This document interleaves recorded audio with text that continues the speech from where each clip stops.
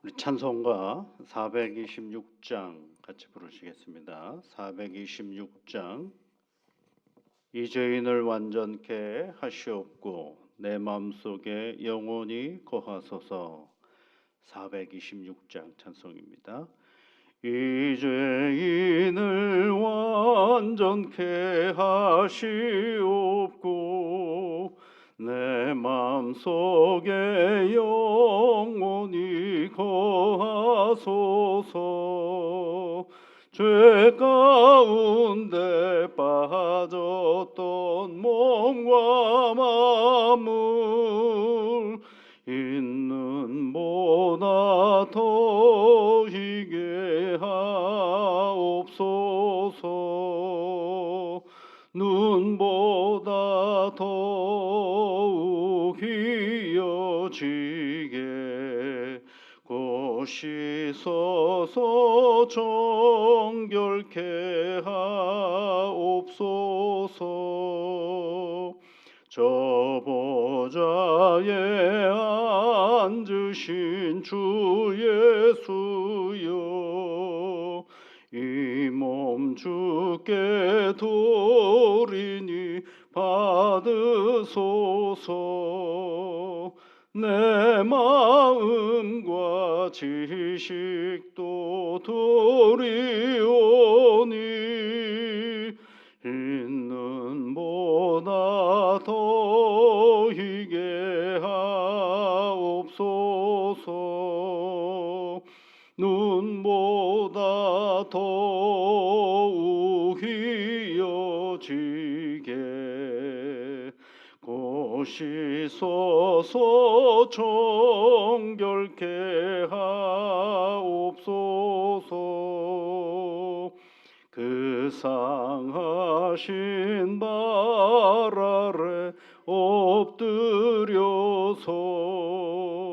날 깨끗게 하시기 원합니다. 날 정결케 하는 피 믿사오니 있는 보다 더 희게 하옵소서. 눈보다 더욱 희어지게 고시서서 정결케 하옵소서.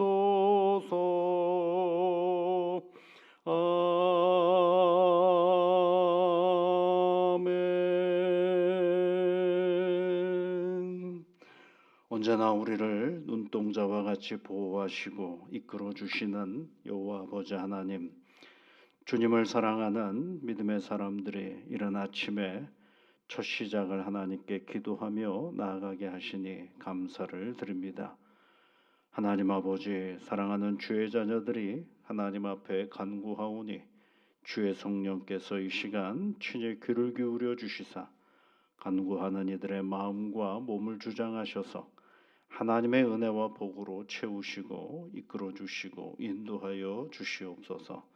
존귀하신 아버지 하나님, 기도를 할 때마다 기도함으로 말미암아 우리에게 베풀어 주신 하나님의 은혜를 늘 감사하며 이 하루가 시작되도록 인도하여 주옵소서.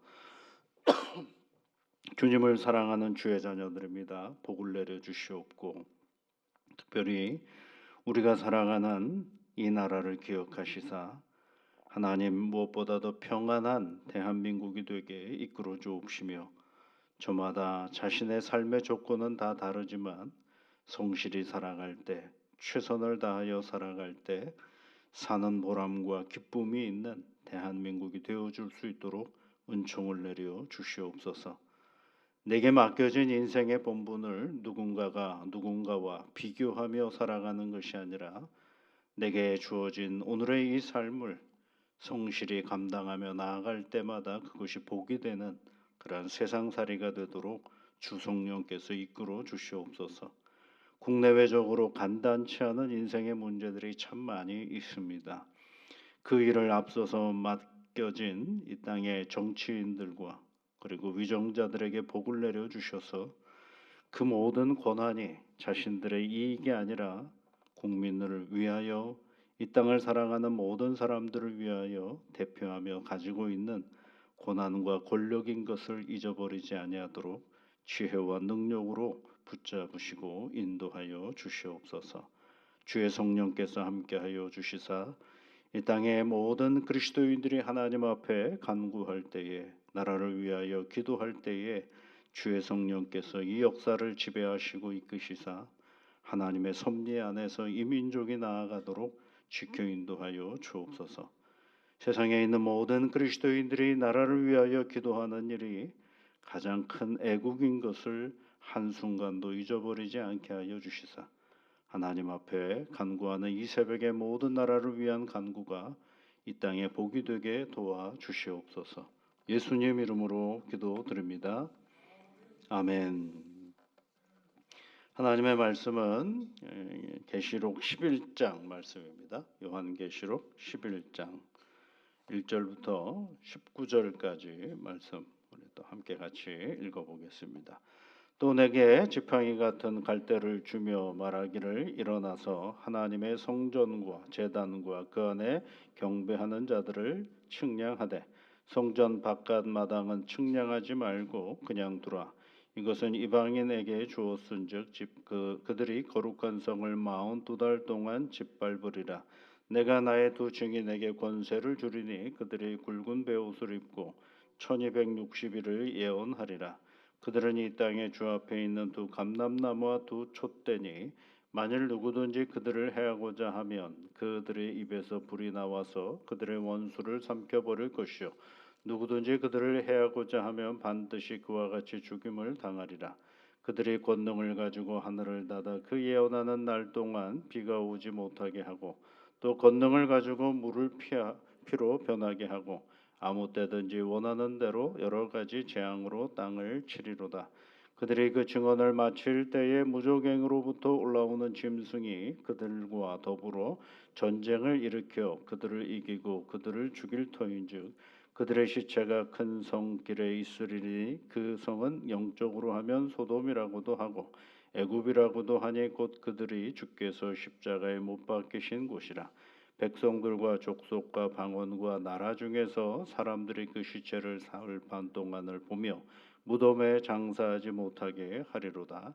이 두 선지자가 땅에 사는 자들을 괴롭게 한 거로 땅에 사는 자들이 그들의 죽음을 즐거워하고 기뻐하여 서로 예물을 보내리라 하더라. 3일 반 후에 하나님께로부터 생기가 그들 속에 들어가매 그들이 발로 일어서니 구경하는 자들이 크게 두려워하더라. 하늘로부터 큰 음성이 있어 이리로 올라오라 함을 그들이 듣고 구름을 타고 하늘로 올라가니 그들의 원수들도 구경하더라. 그때 큰 지진이 나서 성 10분의 1이 무너지고 지진에 죽은 사람이 7천이라. 그 남은 자들이 두려워하여 영광을 하늘의 하나님께 돌리더라. 둘째 화는 지나갔으나 보라 셋째 화가 속히 이르는도다. 일곱째 천사가 나팔을 불매 하늘에 큰 음성들이 나서 이르되 세상 나라가 우리 주와 그의 그리스도의 나라가 되어 그가 세세토록 왕노로 타시리로다 하니 하나님 앞에서 자기 보좌에 앉아 있던 24장로가 엎드려 얼굴을 땅에 대고 하나님께 경배하여 이르되 감사하옵나니 옛적에도 계셨고 지금도 계신 주 하나님 곧 전능하신 이여 친히 큰 권능을 잡으시고 왕노로 타시도다. 이방인들이 분노하며 주의 진노가 내려 죽은 자를 심판하시며 종 선지자들과 성도들과 또 작은 자든지 큰 자든지 주의 이름을 경외하는 자들에게 상 주시며 또 땅을 망하게 하는 자들을 멸망시키실 때로소이다 하더라. 이에 하늘에 있는 하나님의 성전이 열리니 성전 안에 하나님의 언약궤가 보이며 또 번개와 음성들과 우레와 지진과 큰 우박이 있더라. 아멘. 오늘 10장과 11장은 그 증인에 대한 얘기를 해주고 있습니다. 오늘 성전 오늘 보면 또 내게 지팡이 같은 갈대를 주며 이렇게 되어 있죠. 지팡이 같은 갈대. 늘 말씀을 드리지만 계시록을 읽을 때에는 사도 요한이 그 독창적인 언어를 개발한 것이 아니고 그가 본 환상은 다 예전에 성경에 기록되어져 있는 환상이나 이야기들 속에 함께하고 있다라는 사실을 여러분 잘 기억하셔야 됩니다. 지팡이로 시작하죠. 이 지팡이 뭡니까? 지팡이 그러면 뭘 생각할 수가 있어요? 모세의 지팡이를 생각해 볼 수가 있어요. 모세의 지팡이를 땅에 던졌을 때 하나님께서 그것을 뭐로 만드셨어요? 뱀으로 만드시고, 그렇죠? 모세의 지팡이를 들어서 홍해를 가르는 역사가 있고, 그렇죠? 그러니까 이 지팡이 그러면 뭘 얘기하느냐 하면 하나님의 능력을 이야기한다라고 말씀을 드릴 수가 있겠습니다.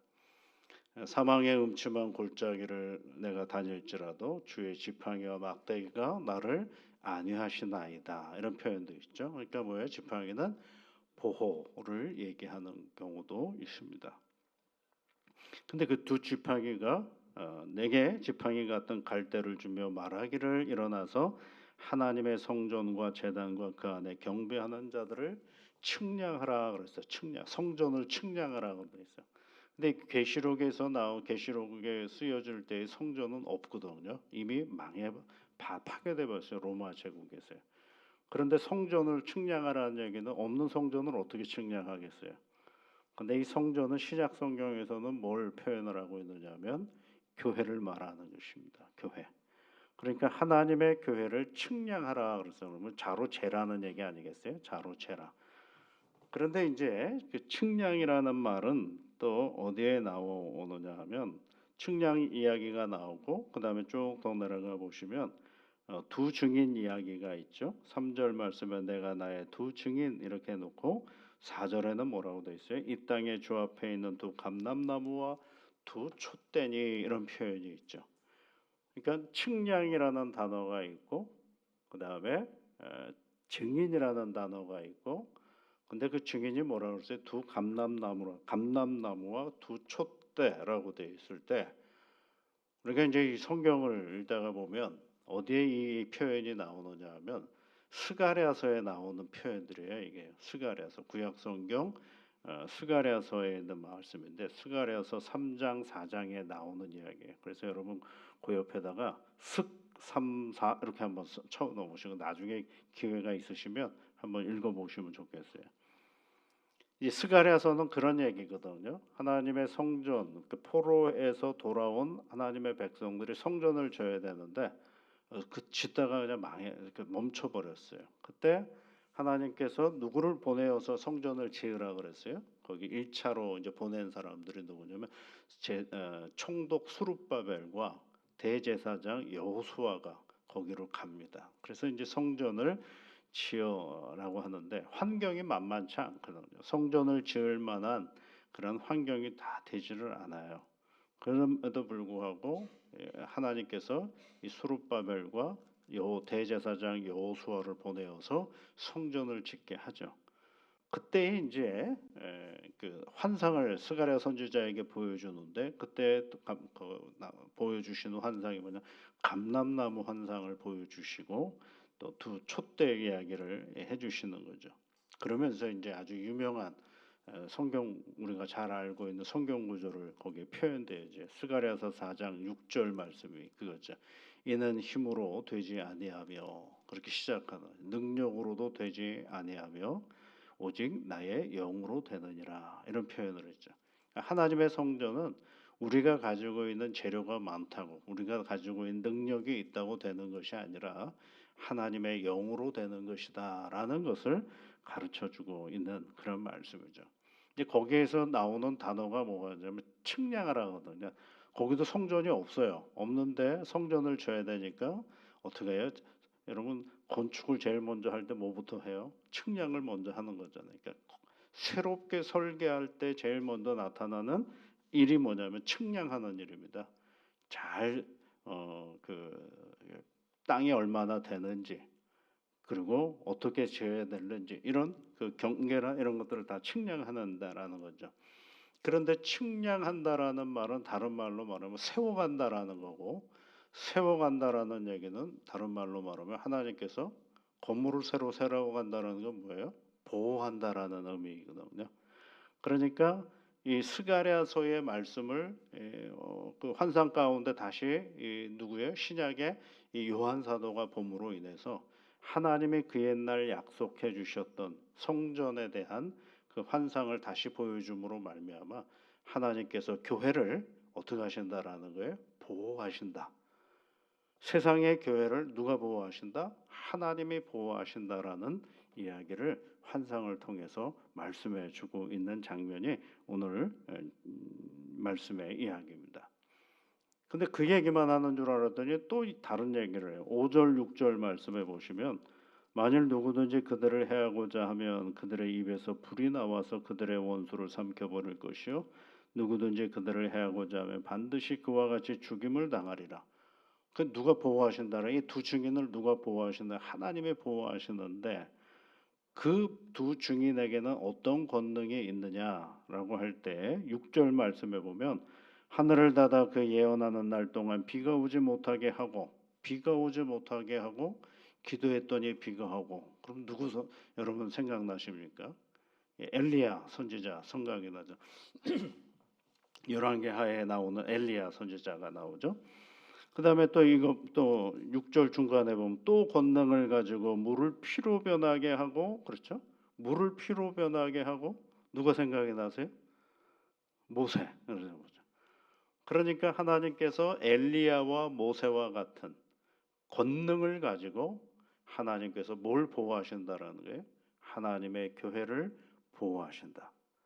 스가랴서에 나오는 그 예언의 환상을 통하여 성전을 새로 건축하고 보호하시는 것처럼 하나님께서 하나님의 교회를 보호하신다라는 것입니다. 이게 대단한 중요한 사실입니다, 여러분. 여러분 우리 하나님의 눈에 보이는 이 교회는 사람이 보호하는 게 아닙니다.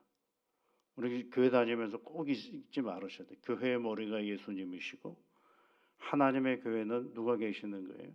하나님의 삼위일체 되신 하나님이 계시고 이 교회를 보호하시고 이끄시는 분은 누구예요?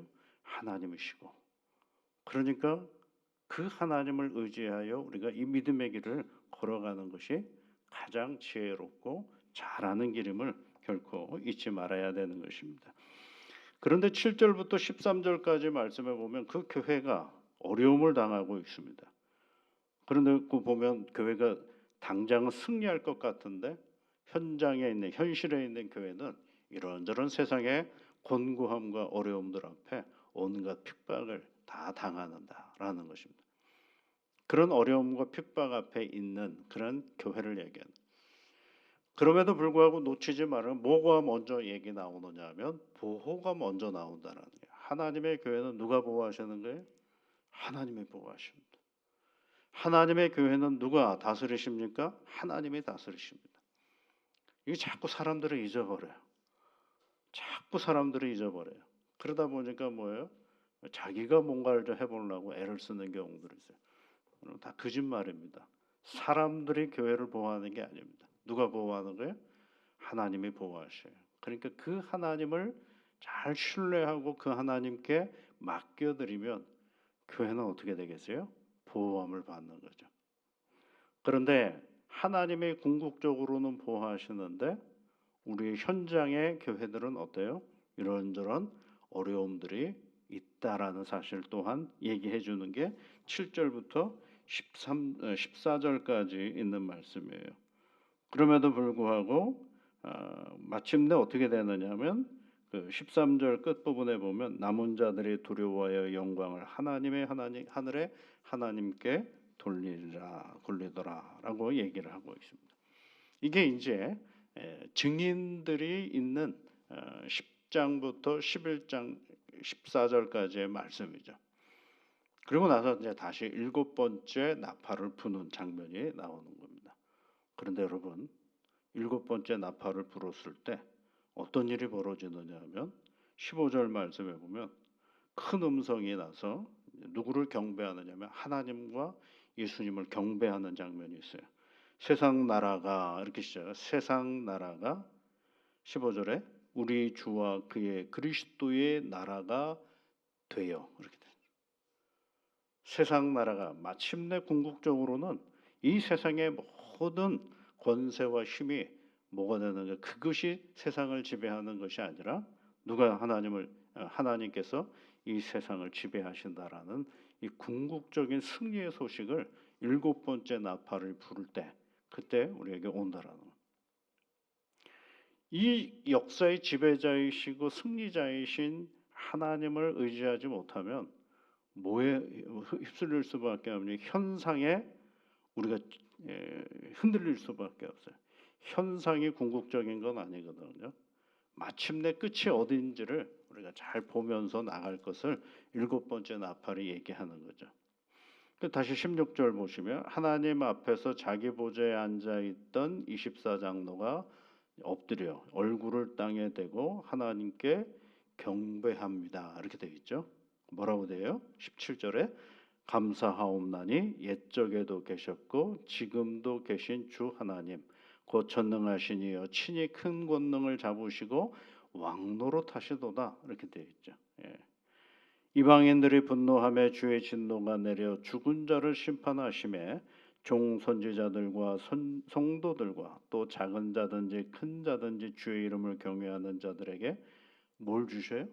상 주시며 또 땅을 망하게 하는 자들을 멸망시킬 때로다라고 되어 있죠. 그러니까 궁극적으로 누가 승리하신다라는 거예요? 하나님께서 승리하신다는 거예요. 결국은 하나님이다라는 얘기를 얘기해 주는 거예요. 그래서 오늘의 현상, 오늘의 현실 앞에 낙오되지 말고 절망하지 말고 슬퍼하는 것으로 끝나지 말고 마침내 우리에게 승리를 주시는 하나님을 오늘도 의지하며 증인으로서의 이 땅의 삶을 살아갈 것을 권면하는 장면이죠. 그래서 여러분 19절에는 뭐라고 끝나요? 이에 하늘에 있는 하나님의 성전이 열리니 성전 안에 그렇죠. 성전 안에 하나님의 언약궤가 보이며 그렇죠. 성전 안에 하나님의 언약궤 위에는 누가 계시는 거예요? 하나님의 임재가 있는 거죠. 또 번개와 음성들과 우레와 지진과 큰 우박이 있더라. 이렇게 돼요. 이거 여러분 다시 한번 말씀드리면 번개와 음성들과 우레와 지진과 큰 우박이 있더라라고 되어 있죠. 요 이야기를 다시 어디로 가야 되느냐면 8장으로 한번 가보십시오. 8장 1절부터 5절까지에 있는 말씀에 보면 5절 말씀에 천사가 향로를 가지고 제단에 불을 담아다가 땅의 소돔에 우레와 음성과 번개와 지진이 나더라 이렇게 되어 있죠. 이 표현은 어떻게 해서 나왔다고 말씀드렸어요? 일곱 천사가 서 있는데 일곱 나팔을 막 부르려고 할 때 그 앞에 뭐를 가지고 있었어요? 향을 가지고 있었다. 정결한 향을 가지고 있고 또 대접에 뭘 가지고 있어요? 성도들의 기도가 거기에 더해져 있고 그것이 그 다음에 뭐가 있어요? 제단의 거룩한 불인 하나님의 성령의 능력을 상징하는 그 불이 거기에 섞여서 그리고 어디로 오는 거예요? 땅으로 내려오는 거죠. 그 땅으로 내려온 현상을 표현한 것이 뭐예요? 우레, 음성, 번개, 지진이 나더라 이렇게 되어 있잖아요. 근데 그 성전 다시 이제 11장 19절 말씀에 보면 하나님의 성전 안에 하나님의 임재가 언약궤가 보이며 하나님의 임재가 있고 거기에 또 뭐가 있어요? 번개와 음성들과 우레와 지진과 큰 우박이 거기에 있어요. 그 뭐가 있다는 얘기예요? 다시 말하면 성도의 기도가 거기에 있다라는 거예요. 그래서 성도의 기도는 어디까지 가는 거예요, 여러분? 하늘 보좌까지 가는 거예요. 육신도 못 가고요. 우리가 가지고 있는 재물도 아무것도 못 가고 오직 올라가는 게 뭐만 가요? 성도들의 기도만이 올라간다라는 거죠. 근데 그 기도가 성전에 올라가서 향과 기도와 그리고 거룩한 제단의 불에 섞여서 땅에 내려올 때는 뭐가 되는 거예요? 하나님의 능력이 자라는 거예요. 그래서 기도는 뭐예요? 하나님의 능력이에요. 여러분 기도의 자리를 간과하지 마십시오. 소리 지른다고 기도가 아니고 소리가 없다고 기도 그런 게 아니고 우리가 늘 하나님을 부르는 그 자리가 무슨 자리예요? 그 기도의 자리. 그게 가장 큰 능력의 자리인 것을 오늘 다시 한번 우리에게 말씀해 주고 있습니다. 오늘도 기도하면서 하나님을 의지하면서 하나님의 증인으로서 이 땅에서 이 믿음의 길을 걸어가는 우리 모든 성도님들이 되시기를 주의 이름으로 축복합니다. 같이 기도하겠습니다. 하늘에 계신 우리 아버지, 아버지의 이름을 거룩하게 하시며 아버지의 나라가 오게 하시며 아버지의 뜻이 하늘에서와 같이 땅에서도 이루어지게 하소서. 오늘 우리에게 일용할 양식을 주시고 우리가 우리에게 잘못한 사람을 용서하여 준 것 같이 우리 죄를 용서하여 주시고 우리를 시험에 빠지지 않게 하시고 악에서 구하소서. 나라와 권능과 영광이 영원히 아버지의 것입니다. 아멘.